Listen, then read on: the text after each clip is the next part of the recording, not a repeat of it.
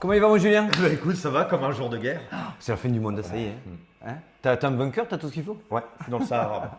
Bonjour les amis, bienvenue Coucou à tous, bienvenue chez les tontons. Crypto. Exactement. Julien toujours pour les fondamentaux. Et Alex, côté technique. Alors direct, on va vous remercier, et ça n'arrête pas, mais que ce soit sur Telegram, sur YouTube, sur Twitter ou X. Hein. Merci pour votre confiance. Ouais, tout à fait, ça fait plaisir, ouais. Surtout ça nous motive, vous savez, on est tous pareils. Clairement. Donc n'hésitez pas, abonnez-vous pour ne rien rater et nous on sera mieux référencés. Et on va attaquer direct par le programme de la semaine. Alors, est-ce que la guerre va impacter? Qu'est-ce que ça peut on va essayer Black Swan, pas Black Swan. d'avoir un peu le sourire, mais c'est vrai que c'est un petit peu morose ce qu'on voit souvent à la télé. C'est vrai, donc voilà, on va essayer d'être. Bon, par contre, il y a quelque chose qui n'est pas trop morose, qui est plutôt sympa. Le petit giveaway, et on va essayer d'augmenter ça tous les mois progressivement. Et d'ailleurs, merci aussi sur Telegram, tous les jours, vous êtes plus nombreux à nous rejoindre, même sur Mex. Mais nous, notre but, c'est Robinhood français, faire grossir la communauté. Beaucoup de partage, beaucoup de bienveillance et ça nous fait vraiment plaisir. Surtout dans des temps difficiles. Ouais. Alors, on attaque la semaine. Qu'est-ce que vous voyez? Moi, je sais ce que je vois. Ouais, c'est un petit peu le sang, hein. On va pas se mentir. Voilà, exactement. On voit que ça perd un peu dans tous les sens. N'importe quel secteur est touché. Alors pour ceux qui ne sont pas au courant, pourquoi ça dévisse autant alors que le Bitcoin n'a pas forcément dévissé de ouf? Alors c'est d'abord dû surtout à sa dominance. Tu vas nous expliquer ce qu'est la dominance Bitcoin. La dominance, c'est tout simplement la part du Bitcoin dans tout l'écosystème. Donc c'est-à-dire, plus vous voyez une dominance qui monte, plus le Bitcoin est fort. Elle est exprimée en pourcentage, exactement. Donc c'est vrai qu'on avait l'habitude de voir, on va dire 30, 40, etc. On est à 50.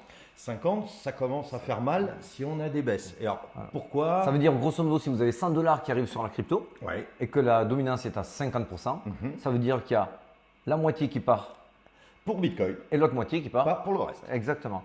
Et là, on ne fait que croître depuis ces dernières semaines. On a dépassé les 51. Ouais, tout à fait. Alors, c'est bien et c'est pas bien. On va vous expliquer pourquoi ça peut, dans certains cas, ça peut ne pas être bien. Tout simplement. Alors ça, c'est vrai qu'il faut toujours l'avoir à l'esprit. On vous le remonte souvent, mais c'est toujours très intéressant. De refaire un petit rappel. Ouais. Alors, si vous avez la dominance qui augmente, vous l'avez en vert ici, le increase. Et si vous avez le prix du BTC qui baisse, ce qui est à peu près le cas en ce moment. Qu'est-ce qui se passe? C'est Vincent. C'est pour ça qu'on voulait vous le montrer. Voilà, exactement. Là, vous l'avez sous les yeux, c'est le fameux decreases fast. Pourquoi? C'est tout simple.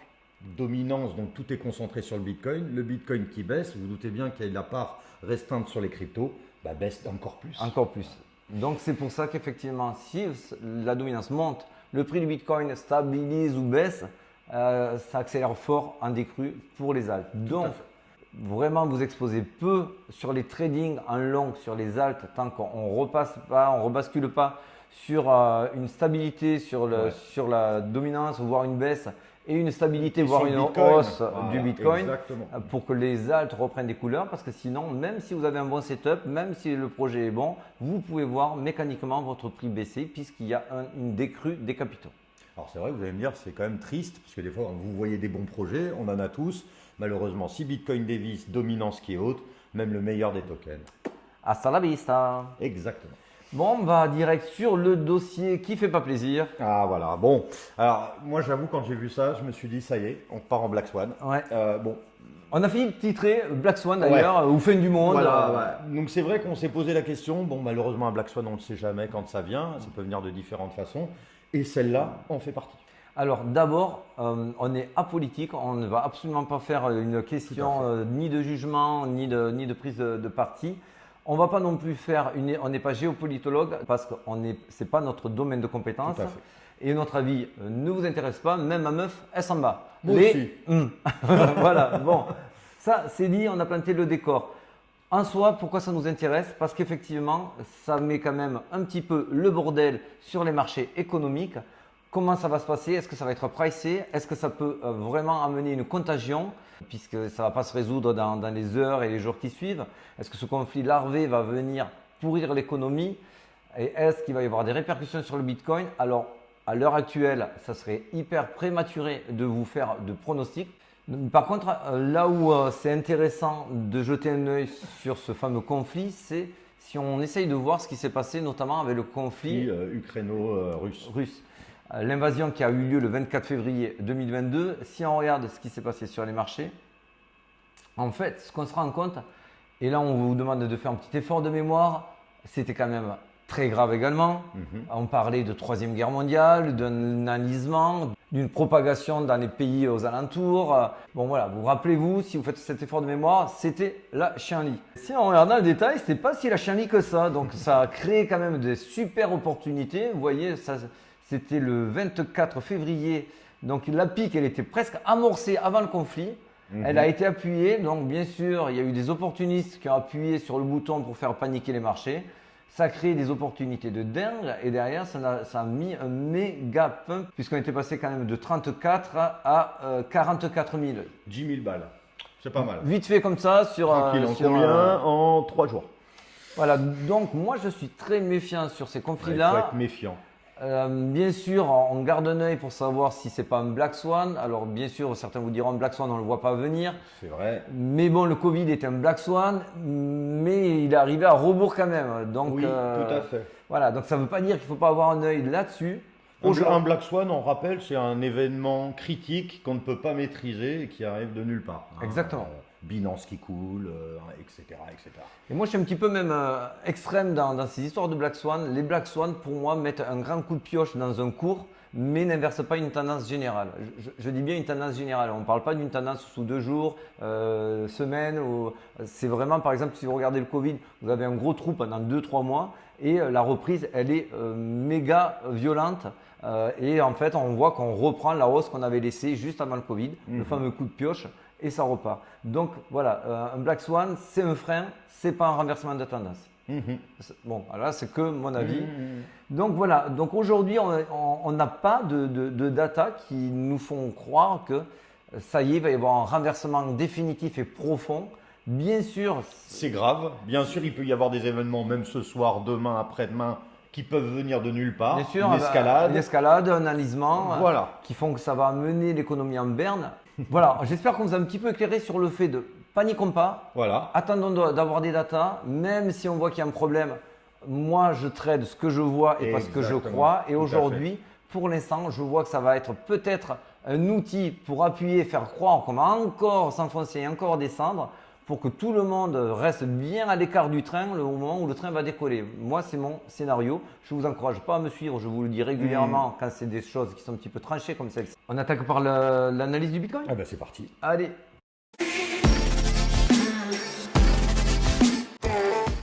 Alors, qu'est-ce que tu nous reposes? Nos fameux reverse repo. Alors pour les nouveaux, explique vite fait ce que c'est les reverse repo. Pour les autres, on en est désolé. C'est le coffre-fort des États-Unis. Donc c'est-à-dire ça monte un petit peu le degré de peur. Plus le degré de peur est élevé, plus il y a de trésors en banque et plus l'argent sort et plus on commence à revoir un petit peu des marchés risk-on qui prennent un petit peu de couleur. C'est le fameux coffre-fort. Donc si vous voyez que la courbe monte, ça veut dire que l'argent rentre le soir au coffre-fort parce qu'ils ont peur, comme tu l'as très bien dit. Et si l'argent ressort, ça veut dire qu'ils se disent bon, ben, peut-être que l'orage est passé et qu'on peut se réinvestir dans les risk-on, comme tu l'as très bien dit. Alors après, c'est sûr que comme tu disais aussi tout à l'heure, vendredi, ça c'est les datas de vendredi. Donc il va falloir quand même continuer à les regarder parce qu'avec ce conflit ou d'autres événements. Ça sera un très bon indicateur pour vous expliquer si effectivement il y a un renversement de tendance ou pas. Parce que si on voit que effectivement progressivement cette courbe remonte et de manière plus qu'insidieuse, à ce moment-là, on pourra se dire l'argent retourne progressivement au coffre et effectivement, ça reportera peut-être à la fête. Donc ça, c'est un très bon indicateur. Donc comme tu l'as dit, on vous le redit, là aujourd'hui, cette analyse, elle ne tient pas qu'à de ce qui s'est passé ce week-end, mais du coup, on continue sur cette analyse-là, puisque faute du contraire, on a ces datas-là et il faut en parler. On vous l'avait présenté il y a 2 semaines, on voit qu'il y a bien eu le point d'inflexion ici avec la ligne orange. La ligne orange, c'est toujours les fameux frais de repo. Donc en haut, c'était la même ligne, je vous le remontre ici. Vous voyez, c'était ce pic-là, cette hauteur-là. Et là, je vous le mets en orange. Vous l'avez ici de la même manière. En bleu, c'est le Bitcoin. On voit très clairement que quand l'une augmente, l'autre baisse. Donc là, on voit maintenant que l'orange, les frais de repo, c'est-à-dire que l'argent part dans les risk-on. Et on voit qu'effectivement, le Bitcoin fait un petit peu amorce sa crue. Donc, c'est vrai que ça, c'est un très bon aussi, on va dire, indicateur, indicateur. bien sûr. Ça nous permet de nous donner et où est l'argent en fait. Et donc là, même si on vous dit ça ne tient pas compte de ce qui s'est passé ce week-end, ça nous donnera un très bon indicatif pour savoir si on continue sur cette dynamique-là et qui du coup appuierait notre scénario. Ou alors, on se retourne et encore, croyez-nous que si on doit se retourner, nous irons dans ce sens aussi. Exactement. Pour les nouveaux, sachez qu'on n'est pas ni permaboule ni permavert. Exactement. Bon, plutôt perma-bénéfice. Voilà, exactement. Là où ça réconforte et conforte notre scénario, le DXY de la semaine dernière, je ne dis même pas il y a le mois dernier, la semaine dernière, tout le monde disait mais c'est tout the moon, c'est tout le monde, c'est dans le dollar. Attendez, on arrive sur des zones très techniques. Effectivement, la clôture weekly, je vous l'ai mis sur Twitter, c'est une shooting star. Ouais. Shooting star. Alors déjà, on va un petit peu rappeler pourquoi ça nous intéresse. Ce DXY. Ouh, très, très juste. Voilà, parce que c'est vrai que vous pouvez vous dire devant si vous êtes. Il m'a devancé très très bien. Là, je pars sur BFM après. Donc, grosso modo, pourquoi c'est lié et pourquoi toi ça t'impacte? Enfin, nous, ça nous impacte, hein, mais voilà pour les petits nouveaux. Alors, je réponds ou tu réponds? Je réponds. Alors, le BTC, il est coté face à l'USD. Mais là, on va parler de l'USD. Donc, ça veut dire que le Bitcoin, pour que le prix bouge, vous avez deux leviers possibles. Soit appuyer sur le Bitcoin, soit appuyer sur l'USD. Et c'est ce qui donne cette fameuse paire. Donc, si le prix de l'USD baisse, mécaniquement, s'il ne se passe rien sur le Bitcoin, le prix monte. Et l'inverse est vrai. Si vous voyez le dollar qui monte, le Bitcoin mécaniquement baisse. Sauf s'il y a une pression acheteuse dessus, et là c'est la part de Bitcoin qui remonte puisque c'est une paire, ils sont cotés l'un face à l'autre. Et là, la fameuse shooting star. Alors elle est en weekly, donc en weekly ça aurait été en 4 heures, je vous en aurais pas forcément parlé, mais c'est en weekly. C'est puissant. Hein. C'est puissant, la shooting star ou la falling star, il y en a qui l'appellent un petit peu comme vous voulez. En fait c'est ce marteau inversé qui normalement amène une décrue inverse à la crue que vous avez eue en amont. Voilà, ça c'est la théorie, on l'attend fortement. Moi je vous en ai parlé ce week-end-là, c'était à 106,50 et ça ne fait que baisser depuis, donc tant mieux, ça reste dans le scénario. Ce scénario-là nous réconforte pour une montée du Bitcoin. Sur nos petites boxes, donc rappelez-vous, sur un cycle haussier, notre cycle haussier, il y a 3 phases haussières et 2 phases correctives. On a failli sortir de la boîte, on est en train de la réintégrer. Pour moi, le scénario est que je ne pense pas qu'aujourd'hui, il y ait vraiment un intérêt majeur à amener le Bitcoin à 19, 20 000, comme on peut le lire là, parce qu'on est trop peu nombreux. Et en plus, ça coûterait cher parce que les peu qui restent, on appelle ça les strong hands, on vous l'a montré 2 semaines avant, plus de 70% de la supply, donc des disponibilités du Bitcoin, sont détenues par des strong hands, des mains très fortes qui ne vont pas lâcher leur Bitcoin aussi facilement. Donc, plus on avance dans le temps et plus ces gens-là, on ne va pas leur voler, on ne va pas leur récupérer ces bitcoins-là avec un marché qui dévisse. Bien sûr, s'il y a un énorme Black Swan et que là, tout le monde change son fusil d'épaule, pourquoi pas? Mais aujourd'hui, moi, mon scénario, c'est plutôt de me dire, on arrivera progressivement dans les 36 à 42 000. Les BFM, les machins vont en parler, la masse adoption arrive, du monde. Et c'est à ce moment-là qu'il y aura un piège baissier qui arrivera. Parce que ce piège baissier-là, on vous en parle. Pourquoi? Parce que ça fait partie de manière intégrante d'une bulle spéculative. En effet, déjà, on va rappeler que les cours ne montent pas au ciel d'une ligne droite et ne descendent pas d'une ligne droite. Exactement. Donc, il y a c'est toujours des cycles. Voilà. Et ces cycles sont divisés de plusieurs manières. Là, on vous présente donc celui de la bulle spéculative où il y a d'abord un décollage. Pour nous, on l'a connu, c'est depuis FTX jusqu'à maintenant. Et on attend un fameux piège baissier. Alors, un piège baissier, ce n'est pas juste une bad news qui vous fait perdre 5 ou 10% du Bitcoin. C'est une belle bad news. Hein. Ça voudrait dire le BNB qui décroche, donc Binance qui est en très gros problème, l'USDT qui dépèque, c'est-à-dire qui n'arrive pas à revenir à son 1 $, une guerre qui s'enlise. Quelque chose qui est important. Qui fait tellement divisser le cours du Bitcoin que même les maximalistes se posent la question de savoir s'il n'y a pas un problème avec le Bitcoin. Voilà. Tout à fait. Ça, c'est un piège baissier. C'est pas juste se dire, tiens, on va les secouer des gens, on va les prendre. Parce que sinon, ça sert à rien, parce qu'on reste toujours dans de la technique. Exactement. Et là, un piège baissier nous fait sortir de la technique, nous fait douter. Et là, on ne l'a pas eu. Donc, pour moi, ce piège baissier, je ne le vois pas maintenant puisque ça entraînerait très peu de monde dans ce piège-là, je le vois beaucoup plus haut quand beaucoup plus de monde arrivera. Ça, ce n'est que mon avis, bien sûr. On verra si on a raison ou tort. Je sais que toi, tu penses que ça peut arriver avant. Moi, ça peut arriver avant. Moi, je voyais un épaule-tête-épaule. Donc, on monte à 30 000 pour faire une belle purge, là, donc une attaque ou autre, qui amènerait vers 19-20 000. Mais je reste toujours là-dessus. Non, on n'ira pas beaucoup plus bas. Je ne pense pas. En tout cas, là, on devait y aller. Hein. En tout cas, là, aujourd'hui, si on passe sur du daily, c'est la fameuse EMA 100 qui fait le job maintenant depuis mi-août. Si on regarde d'ailleurs, là tu vois ici, ça fait appui sur le support une fois, ça la traverse, ça devient résistant, ça fait appui une, deux, trois fois, plein de fois. Là, on s'y installe au-dessus, alors on la tape de plus en plus. C'est quand même pas super rassurant. Voilà, hein, vous imaginez, vous tapez sur une petite porte en bois, au bout d'un moment, vous la cassez. Ça passe. Il faut savoir que ce support-là, donc c'est des gens qui ont placé leur ordre d'achat. Ouais. Chaque fois que ça y tape et que ça rebondit, ça veut dire qu'un ordre a été mangé. Et comme dans Pac-Man, si vous enlevez les briques, eh bien vous passez au travers. Ou Tetris, bon, Voilà, vous prenez la référence que vous voulez. Ouais, exactement.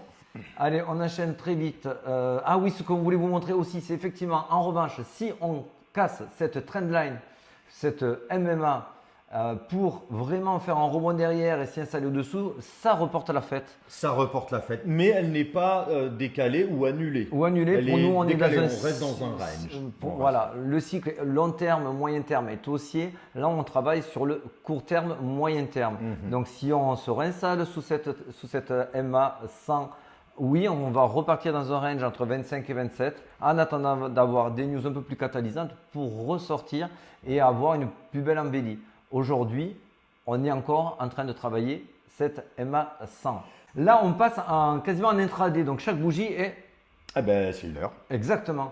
Là, le plan ce week-end, pour moi, c'était on avait une fair value gap qu'on est venu purger avec un petit lot qu'on a récupéré. Et le but aurait été d'aller sortir ces deux équal lots qui font vraiment office de… c'est des aimants. Hein. Ouais, c'est des aimants.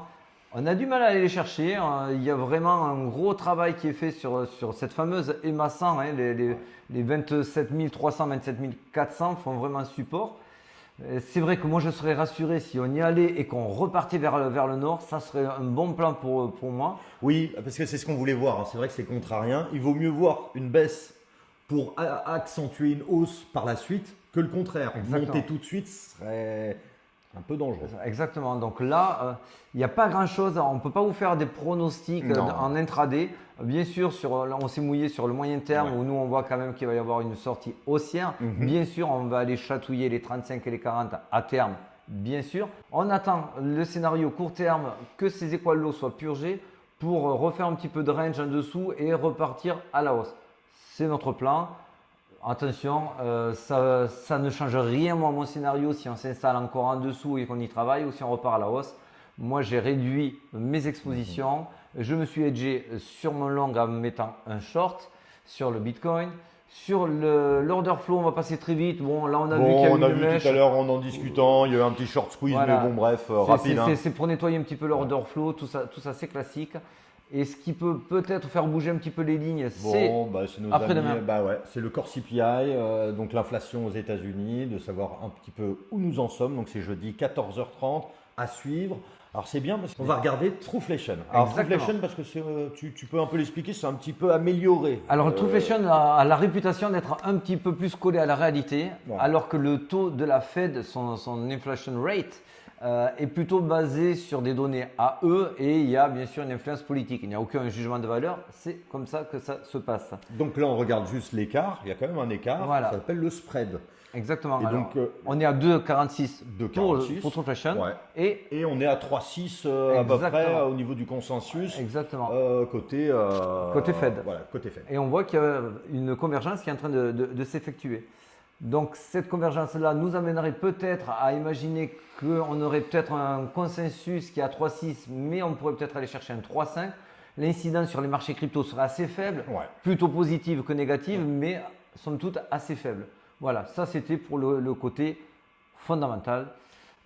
Pour le côté, si vous voulez qu'on se voit plus tard il faut nous rejoindre sur Telegram. Ouais, c'est vrai. Sinon, si vous n'êtes pas sur Telegram, on vous dit à la semaine prochaine. Ouais, et on espère avec des bonnes news. Hein, on essaie de. T'arrives pas en signe noir la semaine Non, prochaine. pas de Black Swan. Tu fais pas ça. Bon, allez, Allez, messieurs, salut dames. les amis. Ciao, ciao. Bye.